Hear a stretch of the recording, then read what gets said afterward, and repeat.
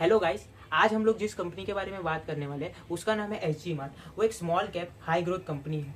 Company ने guide किया है कि वो लोग अगले 3 साल तक 50% से तो ग्रो करेंगे। तो हम लोग को ये समझना होगा कि कंपनी का बिजनेस मॉडल क्या है, कंपनी किस टाइप के बिजनेस में इन्वॉल्व है और कंपनी क्या जो ग्रोथ टारगेट्स दे रही है उसको अचीव कर पाएगी कि नहीं।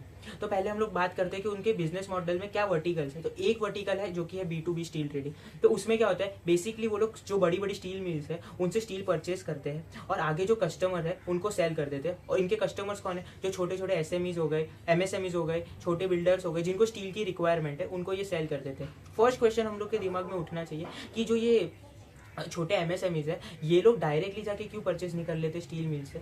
तो इसका एक रीज़न है कि जो स्टील मिल्स है वो हमेशा चाहते हैं कि वो लोग लार्ज ऑर्डर्स को कैटर करें और इन लोग की जो रिक्वायरमेंट्स होती है वो बहुत ही स्मॉल क्वांटिटी की होती है। तो इसकी वजह से बीच में आता है एसजी मार्ट, जो कि लार्ज क्वांटिटी में परचेज करते हैं स्टील मिल्स से स्टील को और आगे जो इनको स्मॉल क्वांटिटी में स्टील चाहिए रहते हैं उनको सेल कर देता है। और इसी प्रोसेस के बीच में जो एसजी मार्ट है वो 2.5% से 3% का मार्जिन बना लेता है। तो इस बिजनेस में कंपनी का एक खास बात जो कंपनी ने बताई है वो ये है कि उनका असेट टर्नओवर या इन्वेंट्री टर्नओवर 8 टाइम्स का है। तो जैसे कि उसका मतलब हुआ कि अगर वो 2.5% मार्जिन कमा रहा है और इंटू 8 करे तो जो कि 25% का मार्जिन हो जाता है वो, तो कंपनी 25% का ROC बनाने का गाइडेंस दे रही है, जो कि हम लोग ऐसा सोचे तो बहुत ही अच्छा है।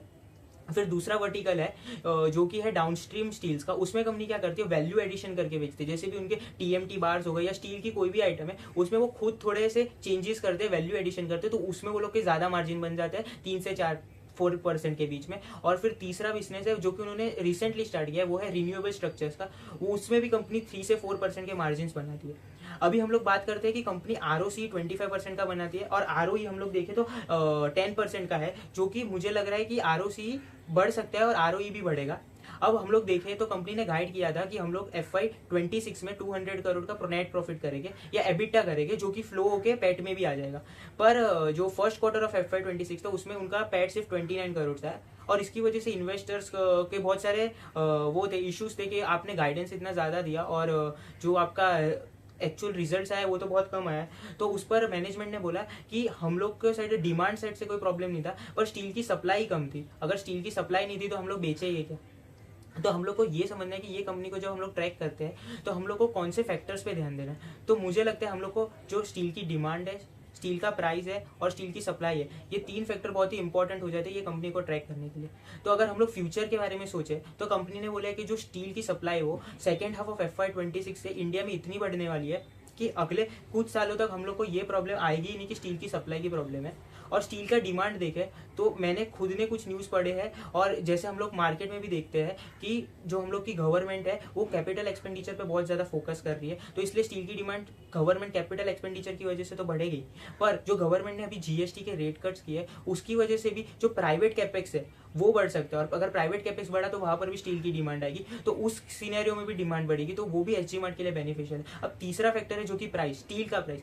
अगर स्टील का प्राइस कभी डाउन जाता है तो उसकी वजह से एसजी मार्ट पे बहुत ही खराब इंपैक्ट पड़ता है, और अगर बढ़ता है तो वो एसजी मार्ट के लिए बहुत ही बेनिफिशियल है। जैसे कि अगर स्टील 1000 का है, 1000 रुपीज़ का है फॉर एग्जाम्पल, और अगर कंपनी 2.5% का मार्जिन बनाती है तो कंपनी का मार्जिन होगा 1000 इंटू 2.5%। पर अगर स्टील का प्राइस 800 हो जाता है तो 800 इंटू 2.5% मार्जिन होगा, तो एब्सोल्यूट टर्म्स में कंपनी का जो प्रॉफिटेबिलिटी है वो कम हो जाएगा। इसलिए प्राइस का स्टेबल रहना या बढ़ना कंपनी के लिए बहुत ही बेनिफिशियल है। तो अगर हम लोग देखें तो गवर्नमेंट ने फिलहाल जो स्टील है उसके इम्पोर्ट्स पे ड्यूटी लगा दी है, तो उसकी वजह से जो चाइना का सस्ता स्टील आ रहा था वो आना बंद हो जाएगा या फिर वो महंगा हो जाएगा, तो उससे स्टील के प्राइस और डाउन नहीं जा सकते। दूसरी और एक चीज़ है कि चाइना में इन्वोल्यूशन चल रहा है, उसकी वजह से कहा जा रहा है कि स्टील में चाइना में स्टील का जो प्रोडक्शन है उसको कम किया जा रहा है, तो उसकी वजह से भी अगर स्टील की सप्लाई कम होती है तो स्टील के प्राइसेस बढ़ने के चांसेस या स्टेबल होने के चांसेस ज़्यादा है। तो वो फैक्टर भी मुझे लग रहा है एसजी मार्ट के लिए बेनिफिशियल है। तो ये 3 फैक्टर्स को हम लोग को ट्रैक करना जरूरी है। अब कंपनी ने 200 करोड़ का जो एबिटा का टारगेट दिया FY26 का, कंपनी ने बोला है कि हम लोग इसको अचीव करेंगे और कंपनी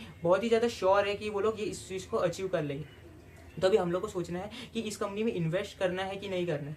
तो कंपनी का अगर हम लोग मार्केट कैप देखें तो 4500 करोड़ का है, और अगर हम लोग ये 200 करोड़ का एबिटा मार्जिन अचीव हो जाता है तो हम लोग का फॉरवर्ड P 22 पे आ जाएगा। और कंपनी अगर 50% से ग्रो करती है 3 साल तक तो ये हम लोग को ऐसा दिख रहा है कि कंपनी बहुत ही सस्ती है फिलहाल करंट प्राइस पे। पर ये सारी चीज़ तब पॉसिबल होगी जब कंपनी जो बोल रही है 200 करोड़ का एबिटा और अगले 3 साल 50% से ग्रो होगी, तो ये कंपनी हम लोग अगर देखें तो रीजनेबली सस्ती लग रही है, पर इसमें इशू ये है कि इसमें जो मूविंग फैक्टर्स है जैसे स्टील का प्राइस, डिमांड, सप्लाई, ये इतने वॉलेटाइल है कि हम लोग को इस पर कंटिन्यूस ट्रैक करता रहना होगा, तभी जाके हम लोग को पता चलेगा कि जो कंपनी बोल रही है वो एक्चुअली अचीवेबल है कि नहीं। तो मैं अपना पर्सनली बोलूँ तो मुझे लगता है कि ये करंट मार्केट प्राइस पे जो कि 350 के आसपास है और मार्केट कैप है 4500 के अराउंड, तो एक अच्छा इन्वेस्टमेंट अपॉर्चुनिटी हो सकता है। मैं इसको पर्सनली खुद ट्रैक कर रहा हूँ और मुझे लगता है कि हम लोग को भी सबको इसको ट्रैक करना चाहिए। और जैसे ही अगर ये FY26 के सेकेंड क्वार्टर में अगर ये 50 करोड़ से ज्यादा का पैट करती है तो हम लोग को मानना चाहिए कि कंपनी जो बोल रही है वो अचीव कर सकती है और फिर कंपनी के जो ग्रोथ पोटेंशियल है वो बढ़ जाएंगे। तो अगर आपको ये वीडियो अच्छा लगा है तो आप मेरे चैनल को सब्सक्राइब कर सकते हैं, चैनल को वीडियो को लाइक कर सकते हैं और शेयर भी कर सकते हैं। और अगर आपको लाइव अपडेट्स चाहिए कि मैं क्या कौन सा शेयर बाय कर रहा हूँ, सेल कर रहा हूँ, या मेरे जो ये SG मार्ट है उस पर और क्या व्यूज है और टाइम चेंज होते होते मैं उसको बाय कर रहा हूँ, सेल कर रहा हूँ, तो आप मुझे ट्विटर पे फॉलो कर सकते हो। मैं अपना ट्विटर का ये जो यूजर नेम है आपको यहाँ पे टैग कर दे रहा हूँ। Thank you.